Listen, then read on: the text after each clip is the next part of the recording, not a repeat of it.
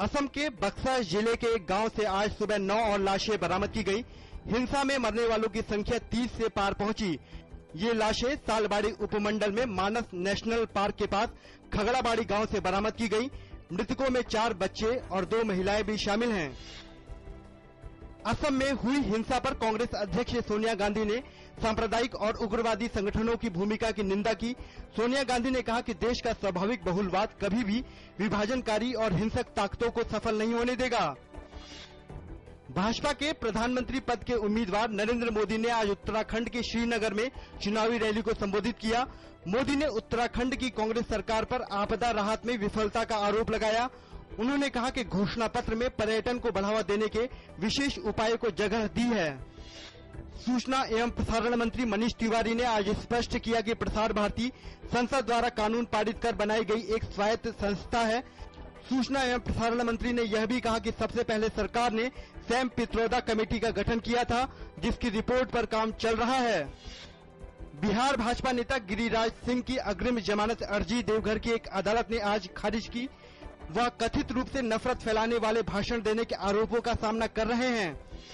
कांग्रेस उपाध्यक्ष राहुल गांधी ने आज अपने संसदीय क्षेत्र अमेठी में जनसभा की। भाजपा की ओर से प्रधानमंत्री पद के उम्मीदवार नरेंद्र मोदी पर उद्योगपतियों को फायदा पहुंचाने का आरोप लगाते हुए राहुल गांधी ने कहा कि भाजपा की नीतियां आम आदमी के हित की नहीं हैं।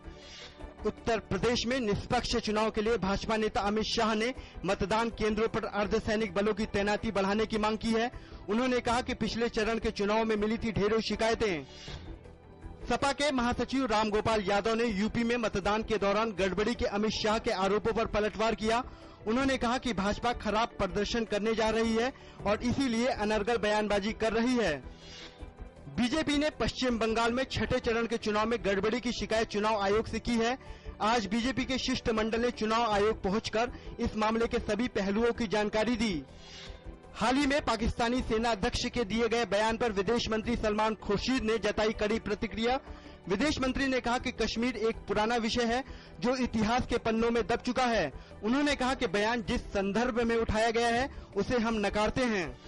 एशियाई स्नूकर चैंपियनशिप में देश के कमल चावला ने कांस्य पदक अपने नाम कर लिया है। चावला को सेमीफाइनल में मलेशिया के लियांग थॉर से हार का मुंह देखना पड़ा और इस कारण उन्हें कांस्य पदक से संतोष करना पड़ा। एशियन चैंपियनशिप में चावला का ये पहला पदक रहा। पूर्व फर्राटा विश्व रिकॉर्डधारी अमेरिका के टाइसन गे पर प्रतिबंधित दवाओं के सेवन का दोषी पाते हुए 1 साल का प्रतिबंध लगाया गया है। अमेरिका के एंटी डोपिंग एजेंसी ने कहा कि उन पर 2 साल का प्रतिबंध लग सकता था, लेकिन उनके सहयोगपूर्ण रवैये की वजह से ऐसा निर्णय लिया गया।